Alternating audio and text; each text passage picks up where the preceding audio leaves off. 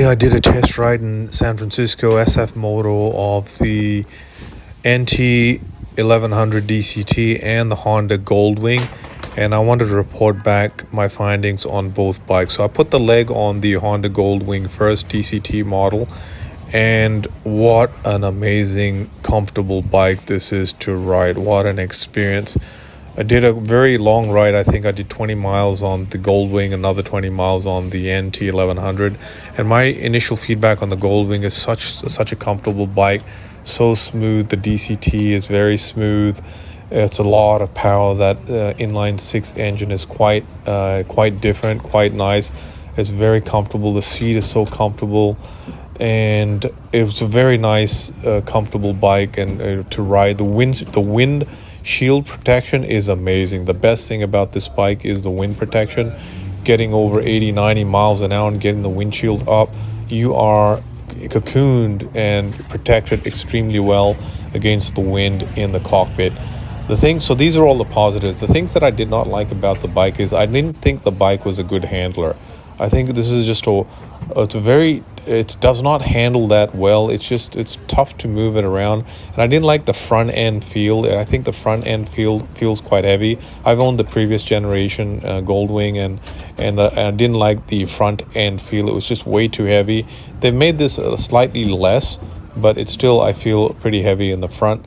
I don't like the seating position because I feel you're leaning straight, but you're not leaning forward, and you're sitting kind of backwards, kind of straight, and I just don't like the seating position. And when riding on the freeway, there was a lot of negative air, right? So the wind, typically when you get wind buffeting, you get hit from the front, but this one is somehow it's reversing the wind at high speeds, right? About 60 miles and plus, it reverses the wind. The wind somehow goes around the back and then starts hitting your back and pushing you forward. So I didn't like that experience on it. I don't think this Goldwing is a good handler. People say it handles really well. I do not think this handles that well. The front suspension is pretty good, and overall the suspension is good, the ride quality is good, but I don't think it's a good handler. So I think the bike is just way too big, way too heavy, right? It's just way too heavy, and it does not do easy turns. And I think this is a one-trick pony. It just does long distance riding extremely well.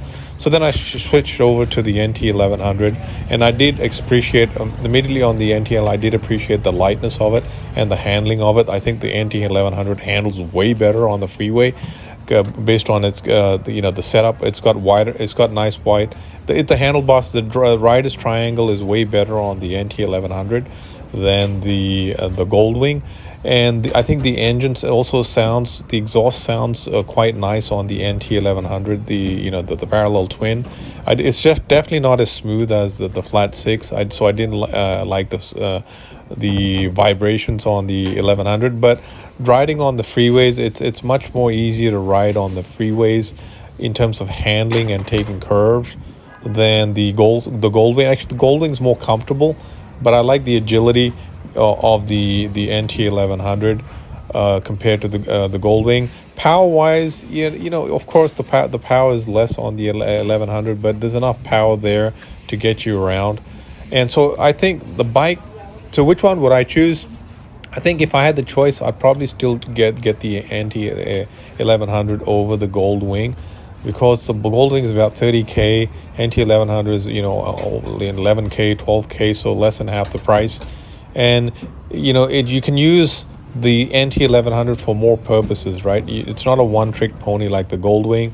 You can use it for lots of different purposes, right? It's definitely not as smooth as the Goldwing, but if I was to get a bike amongst these two, I'd probably see myself getting the NT1100 first because of the value and the multi things you could do on the 1100 versus the Goldwing. So that's my analysis of both bikes. Both are good bikes, but if I was to choose one over the other, where would I put my money? I'd get the NT1100, providing I could get it with electronic suspension, because I did like the suspension on the Goldwing, but I didn't like the way that front strut was breaking around. But anyway, that's my feedback on both bikes. Both are good bikes, but if I was to choose one of them, I'd choose the NT1100 based on its multi-use versus a one-trick pony.